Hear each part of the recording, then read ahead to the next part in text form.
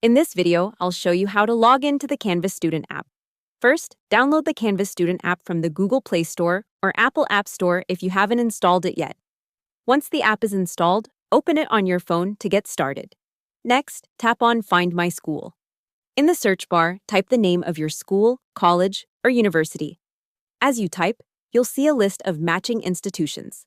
Select your correct school from the list to continue. After that, you'll be taken to your school's login page. Enter your username and password, which are usually the same details you use for your school portal or student email account.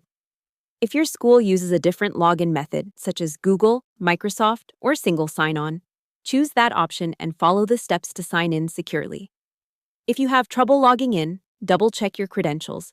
Make sure there are no typing errors and confirm you selected the correct school. Once you're logged in, you'll be taken to your dashboard where you can access your courses, assignments, grades, and announcements or other school updates. Hope the tutorial was helpful. Subscribe to my channel and see you in the next video.